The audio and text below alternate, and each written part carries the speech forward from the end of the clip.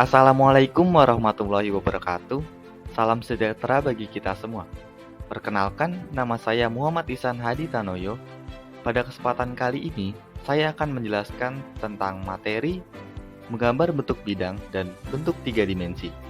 Yuk simak video berikut ini dengan baik. Sebelum mulai pembelajaran kali ini, alangkah baiknya kita berdoa. Semoga diberi kemudahan dalam menerima materi. Berdoa dipersilakan. Berdoa selesai. Selanjutnya, apa aja sih isi materi dari pembelajaran kali ini? Isi pembelajaran kali ini yaitu yang pertama, menjelaskan bentuk bidang. Yang kedua, menjelaskan bentuk 3 dimensi. Yang ketiga, menguraikan macam-macam bentuk bidang dan bentuk 3 dimensi. Apa yang dimaksud dengan bidang? Bidang gambar adalah bidang yang akan digunakan untuk menempatkan seluruh gambar objek.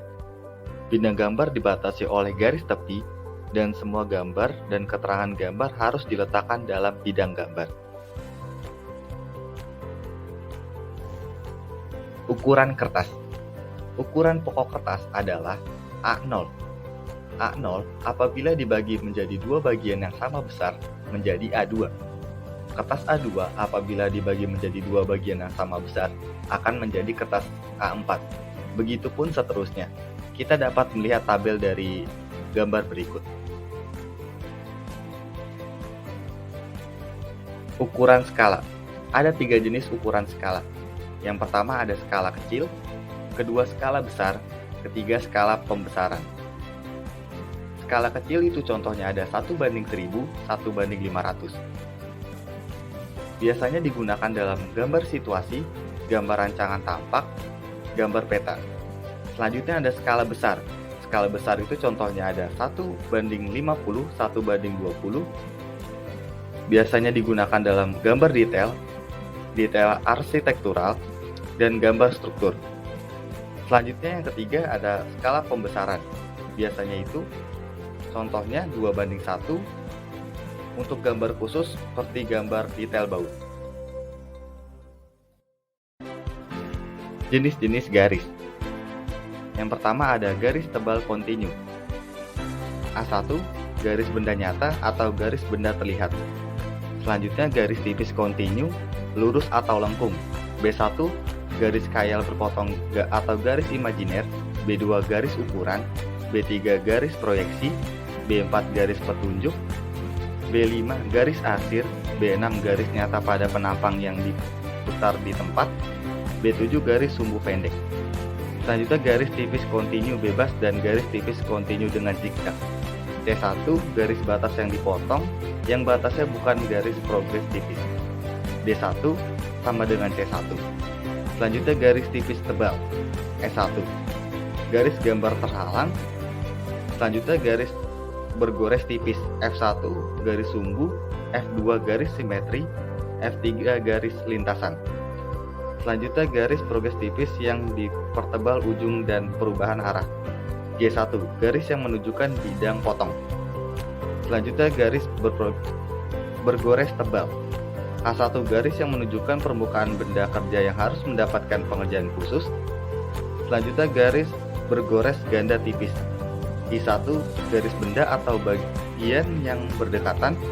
I2 posisi alternatif atau batas kedudukan benda yang bergerak. I3 garis sistem.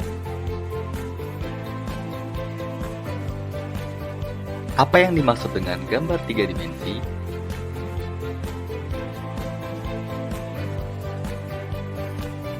Gambar 3 dimensi adalah bentuk gambar yang di dalamnya memproyeksikan benda dengan dimensi ruang, yaitu panjang, lebar, dan tinggi.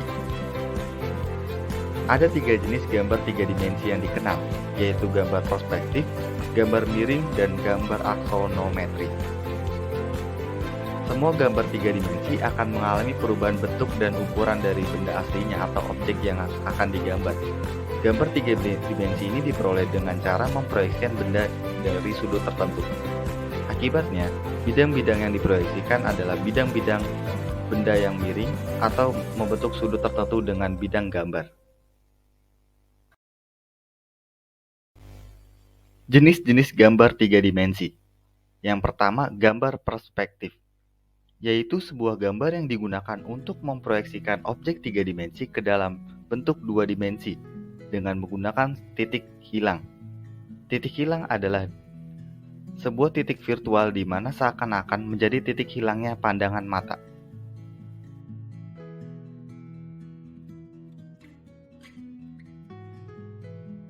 Gambar perspektif dengan satu titik hilang. Sistem ini digunakan untuk menggambarkan objek atau benda yang terletak relatif dekat dengan mata. Karena letak objek yang cukup dekat, akibat mata terlalu memiliki sudut sempit, sehingga garis-garis batas akan menuju satu titik lenyap saja, kecuali bila sejajar dengan horizon dan tegak lurus di hadapannya. Dan berikut ini ada contoh gambarnya. Gambar perspektif dengan dua titik hilang.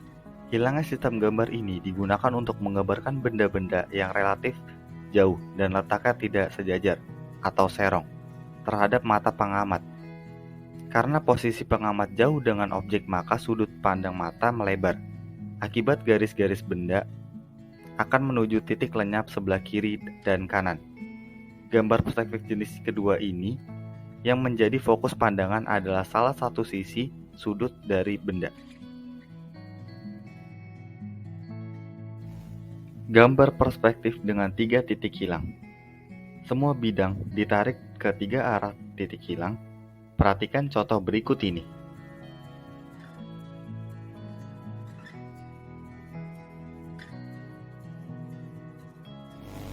Gambar miring atau oblique.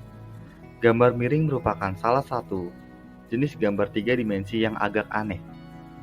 Karena secara konsep, cara penggambaran dengan metode ini tidak mengikuti kaidah dari proyeksi. Tapi dalam banyak hal, cara penggambaran ini sering dipakai untuk membuat sketsa gambar. Dan berikut ini ada gambarnya.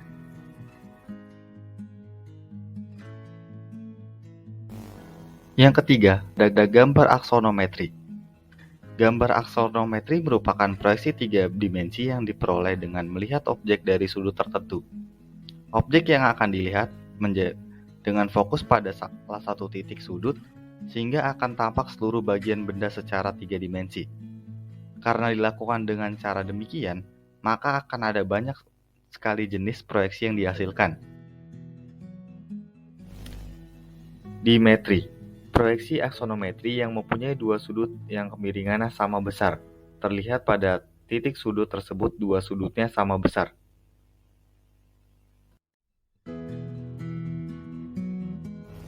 Trimetri adalah proyeksi aksonometri yang mempunyai sudut yang besarnya berbeda semua.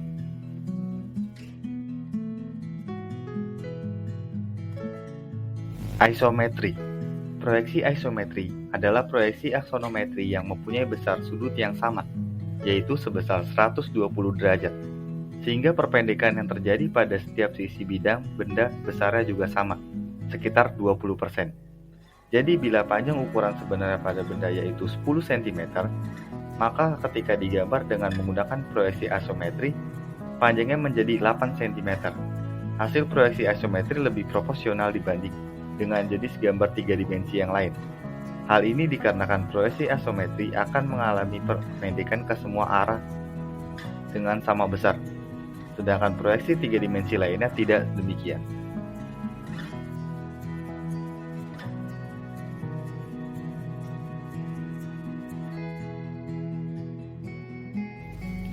Sekian video pembelajaran kali ini. Semoga video pembelajaran ini bermanfaat bagi kita semua. Mohon maaf jika ada salah kata. Kurang lebihnya mohon maaf. Wassalamualaikum warahmatullahi wabarakatuh. Sampai jumpa.